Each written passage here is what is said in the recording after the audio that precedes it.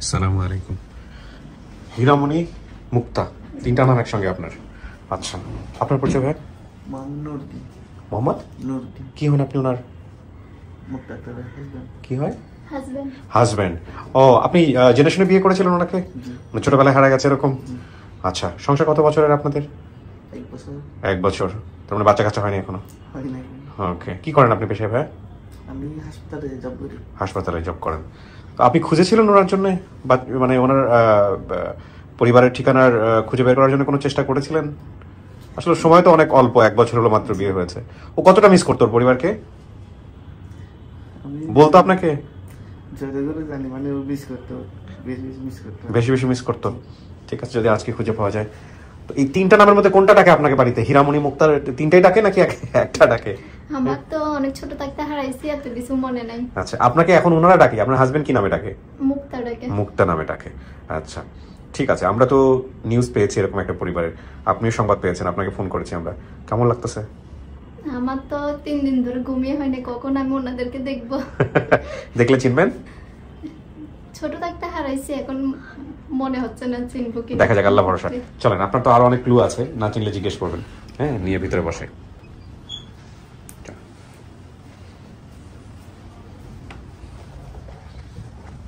মাঝামাঝি বসবেন। হ্যাঁ,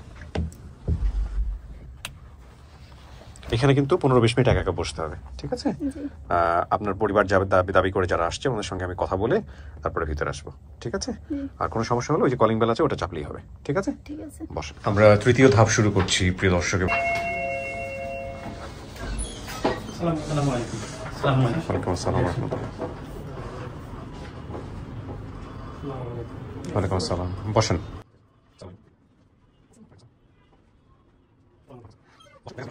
এখানে বসেন, এখানে সিট আছে, এখানে ফাঁকা আছে, এখানে বসেন। ওকে, সবাই একটু ফোনটা সাইলেন্ট করে দেন। হ্যাঁ, ফোন সাইলেন্ট করে দেন বা বন্ধ করে দেন অলরেডি। আপনার পরিচয় ভাই? আমার পরিচয় হচ্ছে যে আমি মুক্তার ফুপুর জামাই, ছোট ফুপুর জামাই। ছোট ফুপুর জামাই। আপনার নাম? আমার নাম মোহাম্মদ এরশাদ। মোহাম্মদ এরশাদ। ওকে, আপনার নাম?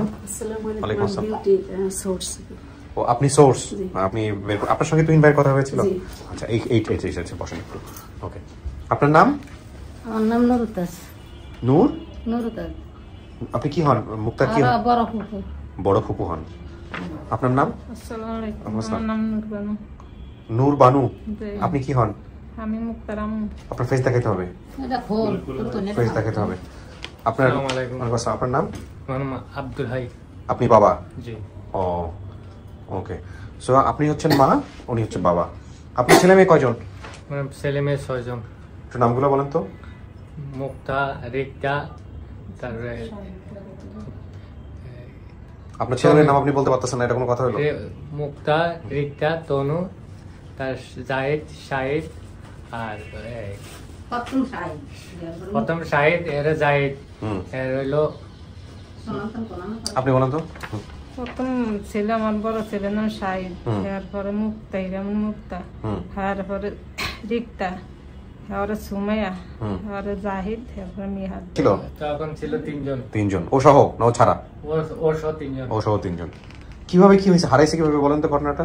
হারাইছে আমার বড় নন্দের বাড়ি বেড়াইতে গেছি, হ্যাঁ তো বাড়িতে ইয়াত গেছি, মাজারে গেছি, হ্যাঁ তো আপনার ছুটে গেছি গিয়া, তারপর ওরা পাইনি। অনেক টোকাটুকি করছি, ওরা কোনো খুঁজে পাই। কি করছিলেন মেয়ে খোঁজার জন্য? মাইকিং করছি ওইখানে। জি।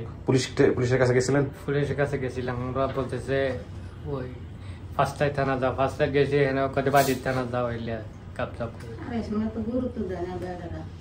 এতদিন পরে যে পাইলেন, এটা কি বিশ্বাস হয়েছে যে মেয়ে আসছে বা মেয়েরা পাওয়া গেছে? হ্যাঁ, আচ্ছা, সোর্সের কাছে যাই। আপনি কিভাবে খুঁজে বের করলেন? আসসালামু আলাইকুম। আমি ভোলাতে আর কি, আমি এর আগে আরো 2-3টা কাজ নিয়ে আপনার কথা বলছিলেন আমাদেরকে তুহিন ভাই। তো বিশেষ করে আমাদের যে রূপবান আন্টি, ওনাকে নিয়ে আমি বিশেষ করে খুঁজছিলাম অনেক। তো এলাকায় আমি যে এলাকাগুলো বিশেষ করে আমার একটু চেনা হয়ে গেছিল, তো ওই মুহূর্তে আমি তুহিন ভাইয়ের সাথে আবার ওই রূপবান আন্টির ব্যাপারে বলছিলাম যে ভাই আপনি একটু এইটা একটু বিশেষ করে দেখেন, যেহেতু আপনি তো অনেক পুরানা কেস বের করতে পারেন। তো আমি ওনাকে বলার পরে উনি তখন আমাকে আবার একটু টাচ দিলেন যে আপু আমাদের একটা ভিডিও আছে, এখনো প্রকাশ হয়নি। তো এটা ওই এলাকারই, আপনি একটু যখন রূপবান আন্টিকে খুঁজবেন তখন এই নামগুলো একটু দেখেন। উনি আবার 3টা নাম দিলেন আমাকে। আচ্ছা, যে নাম দেওয়ার পরে এগুলি আপনি একটু নামগুলি একটু জিজ্ঞেস করে রাখেন।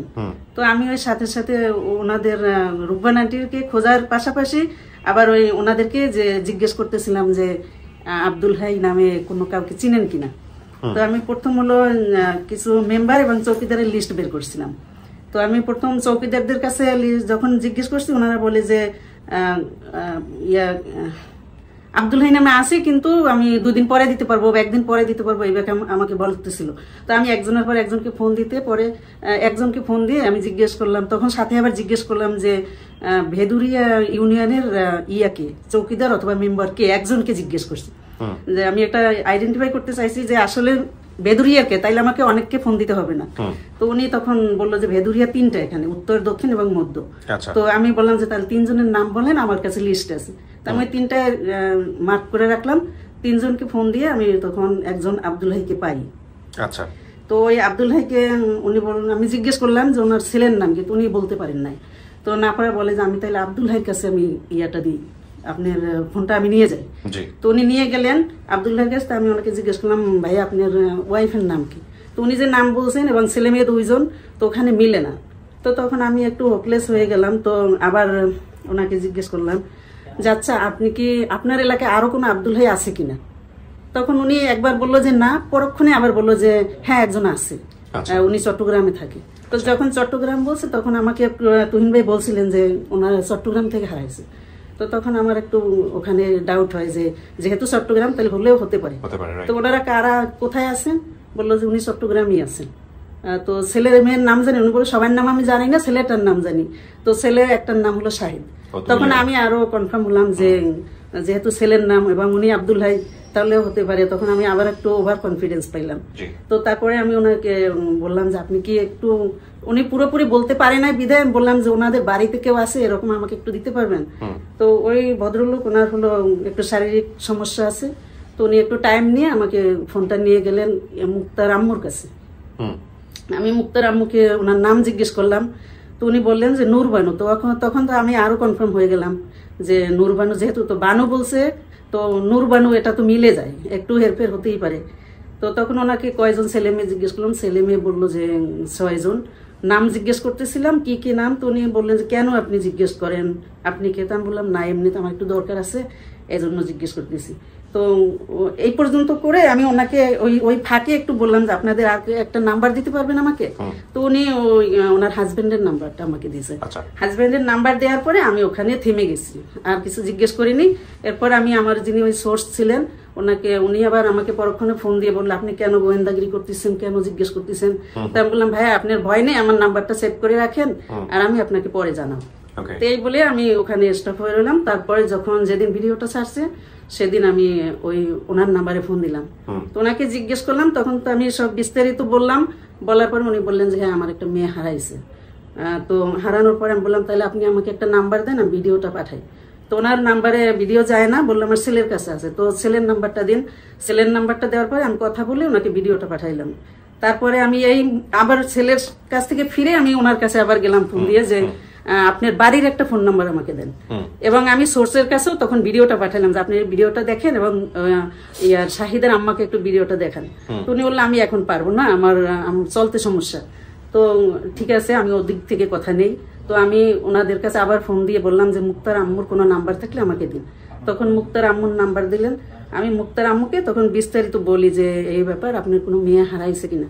তখন উনি বলে আমার মেয়ে হারাইছে, কিন্তু আমার মেয়ে পেয়েছি, আমার মেয়ে পেয়েছি, মেয়ে মারা গেছে, মেয়েকে আমাদের বাড়িতে এনে দাফন দিয়েছে। তো তখন আমি একটু হয়ে যাই যে এটা আবার কি খবর, কি বলতেছে। তখন আমি ওনাকে ছেড়ে না দিয়ে আমি জিজ্ঞেস করলাম যে ওই মেয়ের সাথে আপনাদের কি কি মিল ছিল যে মেয়েকে আপনারা আনলেন? তো উনি বললেন না আমাদের ওখানে কোনো সমস্যা ছিল না, সবই মিলছে, সবই হয়েছে। আপনি এতদিন পরে আমার মেয়ে পাইছেন, আমার মেয়ে তো মারা গেছে, মানে উনি একটু আমার সাথে এইভাবেই কথা বলছেন। তো আমি বললাম যে আচ্ছা আপনি একটু কষ্ট করে আব্দুল হাই সাহেবের কাছে যান, তখন তো রাত। তো বললেন আমি রাতে যেতে পারবো না। আমি বললাম একটু কষ্ট করে আপনি যান না, যাই দেখেন যে ভিডিওটা একটু দেখেন যে মেয়েটা আপনার কিনা, মিলে কিনা, আপনি যে আগে মেয়ে আনছেন ওই মেয়ে এবং এই মেয়ের সাথে আপনি কি মিল পান একটু দেখেন কষ্ট করে। তারপর উনি রাজি না হওয়ার পরে আমি আবার ওনাকে ইমোশনালি বললাম যে আপনি তো গর্ভধারিণী মা, আপনি বুঝবেন, আপনি একটু ভিডিওটা দেখেন। তো পরে উনি এই বলে আমি ছেড়ে দিলাম। পরে আব্দুল ভাই সাহেবের কাছে আবার আমি ফোন দিলাম, বললাম যে আপনি ভিডিওটা দেখছেন কিনা। আমি ওর চাচাকে দেখাইছি, আমার এলাকায় আমার যত লোক আছে তাদেরকে আমি দিছি, সবাই আমরা বলতেছি যে মেয়ে এই এলাকার, আমাদের এলাকার মেয়ে, সবকিছু মিলে এবং চেহারার সাথেও মিলে আছে। উনি আমাকে এটা বলে, তো আমি বললাম ওরা তো একটু অমত করতেছে। তখন উনি আমাকে একটা ব্যক্তিগত ব্যাপার ওনাদের আমাকে জানাইছে। তো আমি বললাম ঠিক আছে, আমি দেখি ওনাদের পুরুষ দুইজনের সাথে কথা বলে দেখি। আবার ওনাদের কাছে ফোন দিলাম, তো তখন ওনার ছেলে বলছে যে না এটা আমাদের বোন। তখন আমি নাম্বারটা আরিফ ভাইকে দিলাম, আর তুহিন ভাইকে আমার আগেই দেওয়া ছিল। তো তুহিন ভাই ওদিক থেকে আবার কনফার্ম করছে, তখন ওনারা তুহিন ভাইয়ের সাথে একই আলাপ হয়েছে। তো আমি তারপরে ওনাদেরকে আবার পরের দিন আমি ফোন দিলাম এই আন্টিকে যে আপনি কি ভিডিওটা দেখছেন কিনা। তখন উনি একদিন পরে তখন উনি আর কি আমার সাথে তখন কান্নাকাটি করছে যে হ্যাঁ আমি আসলে বুঝতে পারি নাই, মুক্তা আমার মেয়ে, আমার খুবই কষ্ট হইতেছে এখন, আমি আমার ইচ্ছে করতেছে যে আমি এখন তাকে বুকে জড়াই ধরি, আমার মেয়েটা কোথায় আছে। তো তখন আমি বললাম যে তাহলে ধৈর্য ধরেন, আমাদের অফিসিয়ালি তাহলে আমি কনফার্ম করি, আর আপনারা তাদের সাথে কথা বলেন, যে আপনারা যে স্বীকার করে নিচ্ছেন এটা আপনারা কথা বলেন তাদের সাথে, আরিফ ভাইয়ের সাথে কথা বলেন। তো পরে আবার আরিফ ভাইয়ের সাথে ওনারা কথা বলছে, এইভাবে কনভারসেশন আমাদের হইতেছিল এ পর্যন্ত আর কি। তারপরে আমাদের এখানে মানে বিশাল কাজ করছেন আপনি। তো আপনারা মেয়ে, এক মেয়ে হারাই গেল, আরেক মেয়ের নিজের মেয়ে, এটা নতুন না আমাদের জন্য, এরকম কিছু আমরা বহুত পাইছি। আচ্ছা এটা হয় কেন, কিভাবে আপনি পাইলেন কিভাবে আরেকটা মেয়ে? এই মেয়েটা বিয়ে অবস্থায় পাইছি, আমার মেয়ে বিয়ে শাদী করে আসছে যে হ্যাঁ মেয়ের কেউ বলে নাই, একটু একটু পরিচয় দিয়েছে, একটু দেয় না। তো মনে করছে যে না আমার মেয়েটা আইছে, আমি এই মেয়েটা ফালি, তো আমার মনটা একটু সান্ত্বনা লাগবো। আর একটা মেয়ে আছে, মেয়েটা খালি মুক্তা লিগা কানতে মাইয়া রাখতে পারতাম না, শুকুয়া দেখতে দুদিন বাদ একদিন বাদ শুকুয়া দেখতে রিক্তা লিগা কানতে কানতে। এই বিষয় নিয়ে মেয়েটার ভাবছি। এরপরে ভিডিও একজন চাইতে গেছে, আমি বিশ্বাস করি না, এই বেড়ে হয়েছে বাজার, আমি কইতেছি আমি রোডের কানে খারে হয়েছি, আমি চাইমু, আমি মানুষ হেন ফাড়ে বাজার ফাড়ে, যে ভিডিওটা চা না ভাই অমুক জায়গা তো ইয়ে করছে ফাড়াইতে চাচ্ছি কি, আমি তো রোডের কানে খারে হয়েছি, বাজার ভিতরে ফ্যাক্সের মোবাইল আমার তো দিব না, আমি আড়াই নিয়ে চাওয়ানোর দিকে। এরপর আমি রাস্তায় খারেছি, কই ভাই কি ভিডিও একটু দিয়ে অনেক দূরত্ব এটা চালু করে আনতে আছে, গিয়ে হুমকে দাঁড়াইছি, তো প্রতিবন্ধী হুমকে দাঁড়াইছি, কই ভাই চাই কি ভিডিওটা একটু দাও, ছান এই ছায়া দিয়ে যেন আমার মেয়ে সবকিছু ঠিক ঠিক কয়। আমার ইয়ার ঘর আছে, মাটির ঘর, উপর দিয়ে টিন, ওর ফাঁক ঘরের দ্বারে বড়ি গাছ আছে, সবকিছু ঠিক ঠিকই কইছে। ওর দর বাড়ির নাম শাহিদ, রিক্তা, ওরা আসলে 3 জন আছিল আর শাহিদ, এই মুক্তা আর রিক্তা। ঠিক আছে, দেখা যাক আপনাকে মেয়ের সামনে নিব, দুজনকে নিব, দেখা যাক কি হয়। এই ফোনটা বন্ধ করে দিও, আপনারা অপেক্ষা করেন। শুনলেন তো আপনি, অপেক্ষা করেন। কোনো ছবি টবি আছে মেয়ের ওই সময়? এই একটু হোল্ড করেন, দেখেন তো।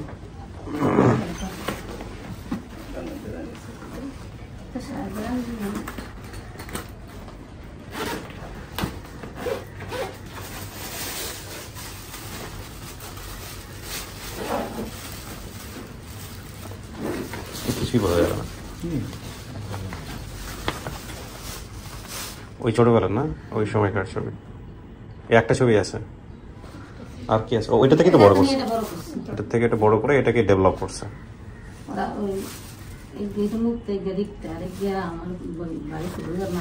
চলো করো।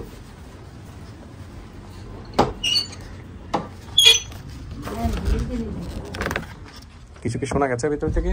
না না শোনা জানি না। না। ওকে। সো মুক্তা, আমরা একটা ছবি দেখাই আপনাকে, দেখেন তো এই ছবিটাকে দেখে আপনার কি মনে হয়?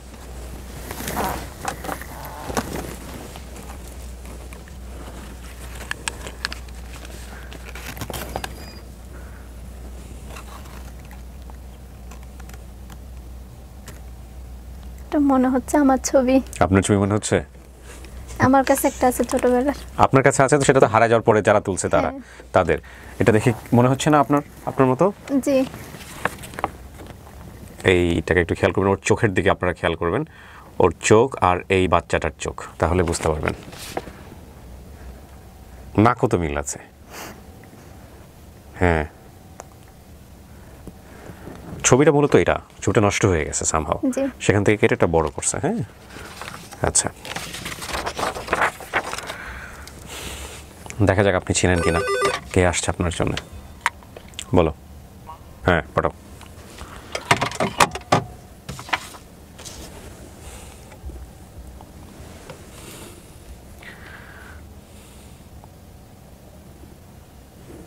একজন আসতেছে আপনার জন্য।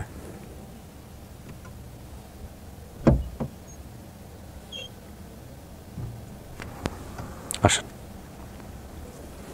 ওই যে। আসসালামু আলাইকুম।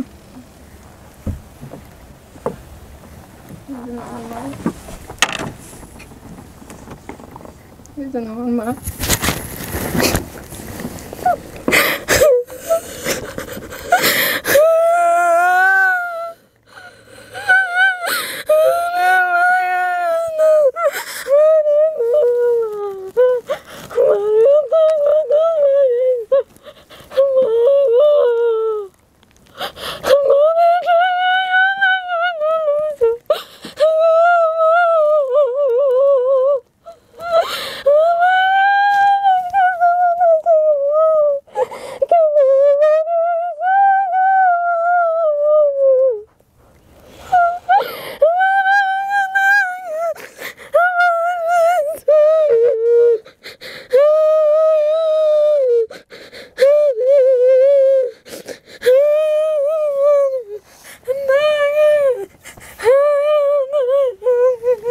মাজারে গিয়ে হারিয়ে গেছিল।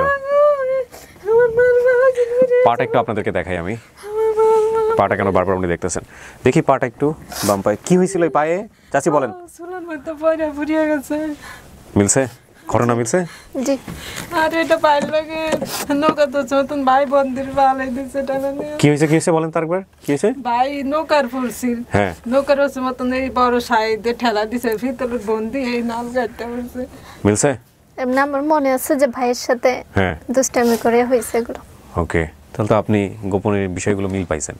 পায়ের বিষয়টা নিয়ে আমার সাথে কথা হচ্ছিল, আপনার যেহেতু আমি ভিতরে ঢুকছিলাম, পায়ের দিকে আমিও তাকাইছিলাম যে পায়ের পোড়া দাগটা নিয়ে আপনি হাইড করছেন কিনা। তখন আপনি বললেন যে হ্যাঁ, আপনার মা তো এসেই পায়ের দাগটা খুঁজছে। উনি কিন্তু আমাদেরকে বাইরে বলেও না যে আমার মেয়ের এরকম একটা চিহ্ন আছে বা কিছু। তো চাচি, আমি এই ঘটনা একবারই বুঝলাম না, তো আপনার কাছে যে একটা মেয়ে আসলো বিয়ের পরে, তার পায়ের এরকম পোড়া দাগ ছিল, তো তাহলে আপনি তার মেয়ে মনে করলেন কিভাবে? ওই মেয়ে আছে, ওই মেয়ে বাচ্চা নিয়ে রিখতে খালি ওরা আজাইছি মতন অসুখে শুকাইতে যাই কই যে আমার মেয়েটা তাই যে সেটা আপন মেয়ের নতুন ভাবছি, এটা হাইলে তো রাখতে না যাওয়াইব, জরকা করে গেছে, মরিয়া আত্মহত্যা হয়েছে। আপনার মা একটা মেয়ের নিজের মেয়ে মনে করে পালছে, পাইলে বলে মারাও গেছে মেয়েটা, না? মেয়েটা মারাও গেছে। আপনি কি দেখে ওনাকে চিনছেন? চেনেন নাই, ফেসে চেনেন নাই? তাহলে কথাবার্তা বলেন, সন্দেহ থাকলে জিজ্ঞেস করেন। উনি তো আপনার চিহ্ন নিয়ে বলছে, তার মানে দেখেন উনি এগুলো তো আপনি আমাদেরকে বলেন নাই, বলছেন এই চিহ্ন বিষয় নিয়ে, তার মানে নিশ্চিতভাবে উনি আপনার মা। তারপরও আপনি জিজ্ঞেস করেন, আপনার মনে কোনো সন্দেহ থাকলে জিজ্ঞেস করেন। আচ্ছা, আমি বাড়িতে যখন ছিলাম আমার নাক কান কি ফুটানো ছিল? নাক কান হরে তোমার নানু বুট বানাই দিছে, নাক হ্যাঁ, এটা মিলছে, আমার স্বর্ণের নাক ফুল ছিল। কান হরানো দিছে, নানা মাইতনের বুট বানাই দিছে। নাকের বুট মানে ওই যে নাকের ফুলের ছোট ডালার মতো দেখতে, যেটা আর কি বুট বলে। আচ্ছা, ফুফুর বাসায় আমার কোনো ঘটনা আছে? কি ঘটনা? ওই মাইয়ের পাশের বারাতিরে আছে, ওই বাইনে গিয়ে বয়ে রয়েছে ঠ্যাং মিলে, মাইয়ার চা নাস্তা লইয়া আনতেছে মতন, মাইয়ার হলে ঠেলা দিছে মতন, মায়ের ফাফ আছে চা, মায়া গিয়ে শিকর বাক্য ধরছে, ওসে মতন ওর হুয়াই একটা জিত কিরা থাপড় দুটি মায়ের সোফা করে দিকে একটা থাপড় কটা দিছে। বড় হুয়ে আনো তো কান্দে, আমার বাইরে ফিটিছে দিকে আমার বাইরে মনে ফল হয়ে গেছে। এখানে একটা দাগ ছিল, থাপ্পড় মারছিল। তাও তো এটাও তো মিললো, আর কি চান?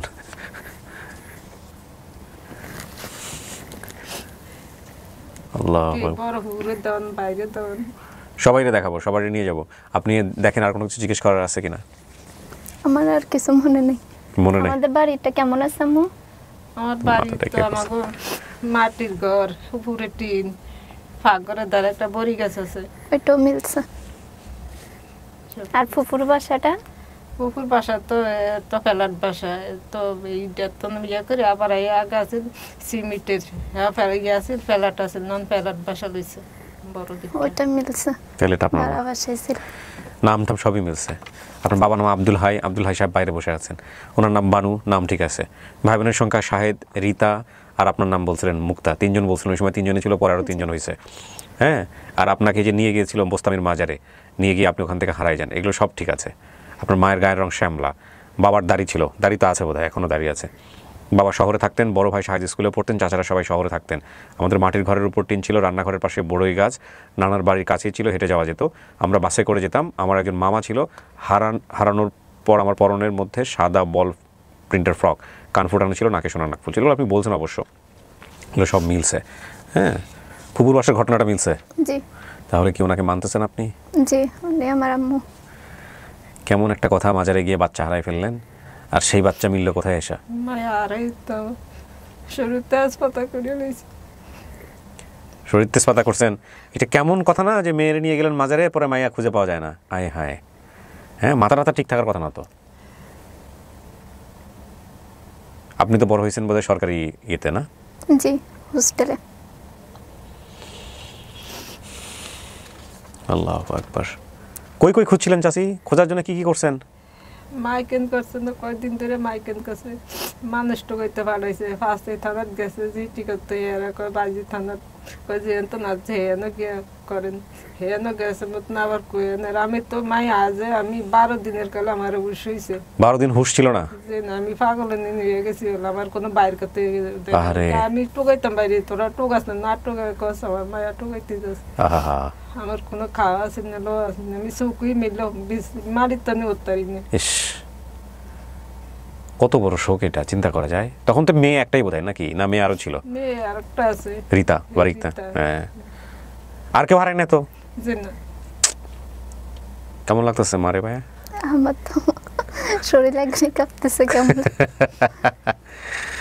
আল্লাহু আকবার। মেয়ে তো বিয়ে শাদী করছে, 1 বছর হলো বিয়ে শাদী করছে, জামাইরে পাশের রুমে বসে রাখছি। মেয়েও পাইলেন, মেয়ের সাথে মেয়ের জামাইও পাইলেন। হ্যাঁ, দেখছেন আল্লাহ কত বড় মহান। হারাই গেলেন মাজারে, মেয়ের জামাই নিয়ে হাজির। মেয়ে ভালোই ছিল আলহামদুলিল্লাহ, সরকারি ইয়েতে বড় হয়েছে, প্রতিষ্ঠানে বড় হয়েছে। আপনি লেখাপড়া করছেন কিছু? জি, এসএসসি পর্যন্ত পড়ছি, তারপর ওখান থেকে আমাকে ইয়াতে দিছে, হসপিটালে চাকরিতে দিছে। এখন কি নার্স হিসেবে আছেন? Nursing attendance. নার্সিং অ্যাটেন্ডেন্স কোন হাসপাতালে? মা ও শিশু হাসপাতালে। সরকারি? ওটা বেসরকারি। বেসরকারি, ওখানে জব করেন আপনি? ওই হাসপাতালে উনিও জব করে? হ্যাঁ। আচ্ছা, দুজন একই জায়গায় জব করেন। যাক, মাশাআল্লাহ মাশাআল্লাহ, খুব ভালো। তাহলে আপনি যদি মাইনা নেন, আমি এখন জনগণকে বলি যে আপনি আপনার পরিবার পাইছেন। জি। হ্যাঁ, জি, খুশি আলহামদুলিল্লাহ। হীরামণি মুক্তা, আচ্ছা ওর নাম কয়টা ছিল? ওর নাম হীরামণি মুক্তাই আছে। ওই বড় ভাই আস করে বলে তো মুক্তা, সব মুক্তা বলাইবেন। হীরামণি আমার বইনেরা পড়াম সেই সময়, আর সার্টিফিকেটের মধ্যে থাকো, স্কুল নাম দিবেন, আমরা সবাই মুক্তা বললাম। আচ্ছা, দাদা মুক্তা মুক্তা, দাদা দাড়ি কত নিয়ে আসেন ছোট ছোট, কয় খালি জেনে যেত দাদা দাদা করতো, কয় দাদা যদি বেচা যেত আমি ডেইলি সাইজ চালা যা দাদা বেচতাম। দাদা তো মরিয়া গেল। আলহামদুলিল্লাহ। প্রিয় দর্শক এবং শ্রোতা, এটার মধ্য দিয়ে আপন ঠিকানা ট্রিপল সেঞ্চুরি করলো, মানে 300 হলো আপন ঠিকানায়। 478টি পর্ব প্রচারিত হয়েছে এখন পর্যন্ত, না 478তম পর্ব ছিল এটা, তার মধ্যে 300টা সাকসেসফুল। এবং এখানে একটা কথা না বললেই নয়, আমাদের কিন্তু লস্ট অ্যান্ড ফাউন্ড আরও 30টা আছে, তার মানে 330। আমরা চেষ্টা করব ইনশাআল্লাহ, আল্লাহ চায় তো আমরা হয়তো 2024 সালের মধ্যেই হয়তো 500-র কাছাকাছি পৌঁছে যাব, যদি আল্লাহ আমাদের কাজ করার সুযোগ দেয়। তো আমরা বলতে পারি হীরামণি মুক্তা অনেক বছর পর। ওর বয়স কত হতে পারে চাচি আনুমানিক, যে সময় হারাইছিল?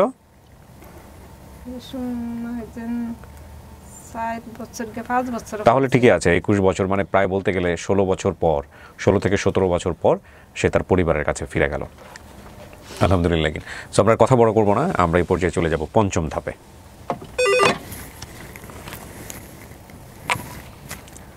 হ্যালো, হ্যাঁ সবাই রেডি আছে? ওকে, বেরোচ্ছি আমরা, একটু ক্লিপটা খুলে ফেলেন।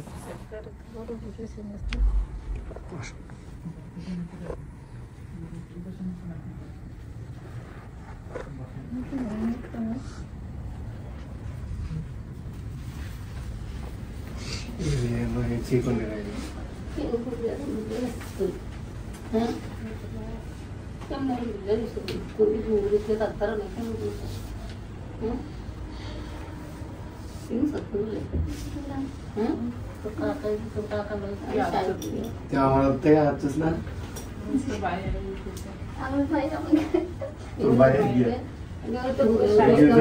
তোর ফুফু জামাই এগে তোর ভাই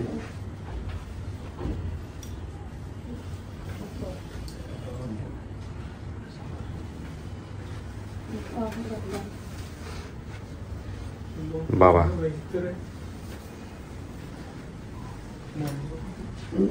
আসেন, জামাই আসেন। আপনাদের মেয়ের জামাই, আপনার শ্বশুর শাশুড়ি, আমরা অনেক কিছু খুঁজে দিলাম, শ্বশুর শাশুড়ি, হ্যাঁ আরো কত কি। ঠিক আছে, চাচা খুশি হয়েছেন?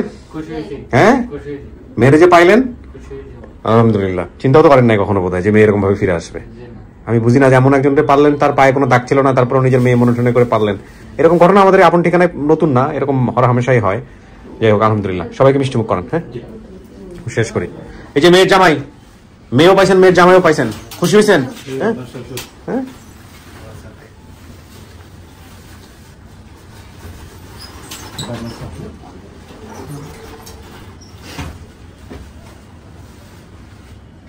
আর এটা হচ্ছে ফুফুর সাথে বড়। আর এটা শ্যালক, শ্যালক না সম্বন্ধী? সম্বন্ধী। তুই আগের মতন চিকেন জায়গা ভুলে গেছো। ও কয় আমার ছোটবেলা বলতেছে যে আমি মিষ্টি খাবো, আমি দই খাবো, ফুট করবো, আমার হাত থেকে চলে গেছে। যাক আলহামদুলিল্লাহ শেষ পর্যন্ত পাইলেন। এই যে এই আমাদের অন্যতম একজন টিম মেম্বার, উনি আসলে চেষ্টা, হাল না ছাড়তো তাইলে হয়তো বা হইতো না, কুলে গিয়ে তোর ডুবে যাইতো। শেষ পর্যন্ত হাল ছাড়ে নাই। হ্যাঁ, এই হচ্ছে। আচ্ছা কথা বলেন, আপনারা সবাই এখনো হয়তো সবাই উদ্গ্রীব হয়ে আছে। ভাই বসে বসে মিষ্টি মুখ করেন, আমি শেষ করি। জি খান, এই মিষ্টি স্পেশাল মিষ্টি খান। তোমার কিছু বলার আছে? হ্যাঁ ঠিক আছে, থ্যাংক ইউ। আলহামদুলিল্লাহ প্রিয় দর্শক এবং শ্রোতা, আল্লাহর অশেষ কৃপায় আমরা আপন ঠিকানায় 300 জন ছেলে মেয়েকে গত 2 বছরের কিছুটা অধিক সময় আমরা তাদেরকে পরিবারে ফেরাতে পেরেছি। এই আনন্দ, এটা মাঝে মাঝে আসলে অনেক বেশি ভয় পাইয়া দেয় আমাকে। ভয় পাইয়া দেয় আমি এই কারণে বলছি, সেদিন আমি কোনো একটা কাজে কোনো একটা দোকানে ঢুকেছি আমার বাচ্চাকে নিয়ে, বড় মেয়েটাকে নিয়ে। আমি কোনো একটা ওর স্কুল ড্রেসের ওর জুতা কিনছিলাম, মনে পড়েছে। এক ভাই দৌড়ে আসলেন, আমি জানি না উনি হয়তো ভিডিওটা দেখবেন। দেখে উনি এত খুশি, আমাকে দেখে এত খুশি, এবং এমনভাবে বলছেন যে মানে আল্লাহ আমার জন্য জান্নাতের ব্যবস্থা করে রেখেছেন, এই ধরনের কথা বলছিলেন। তো এগুলো শুনলে আসলে ভয় ধরে যায়। ভয় ধরে যায় এই কারণে, কারণ আমার পাপ সম্পর্কে তো আমি জানি, আমার সৃষ্টিকর্তা জানে, অন্য সবাই জানে না। হয়তো মানে আমি আল্লাহর কাছে অনেক বেশি কৃতজ্ঞ এই কারণে যে আল্লাহ আমাকে এই ধরনের একটা কাজ আমার হাত দিয়ে করিয়েছে। কারণ আমার সোশ্যাল মিডিয়া বলেন বা রেডিওতে বলেন, রেডিও এন্টিটিতে আমি যে ধরনের কাজ করেছি সেগুলো কোনো কাজই আসলে সওয়াবের মধ্যে পড়ে না, বরং গুনাহের কাজই বলা চলে, পার্সপেক্টিভ অফ রিলিজিয়ান। ওকে, কিন্তু আমি সবসময় মানে আল্লাহকে বলতাম যে এমন একটা কিছু করাও, এমন একটা কিছু দাও যেটার মধ্য দিয়ে থাক। এটা আমার ব্যক্তিগত অনুভূতি জায়গা, আমি নাইফা শেয়ার করি। তবে মানে আল্লাহ যে পারেন এবং অনেকভাবে পারেন, সেটা আসলে আমার ব্যক্তি জীবনে অনেকবার প্রুভ হয়েছে। তবে এটা ঠিক যে আমি আসলে ওইভাবে নিজেকে নিয়ে বলার মতো কেউ নই। যদি কোনোদিন সেই পর্যায়ে যাই তাহলে হয়তো আমি আমার লাইফের মিরাকলগুলো নিয়ে একটা সময় বলবো বা লিখবো, আমার সেই ইচ্ছাটা আছে।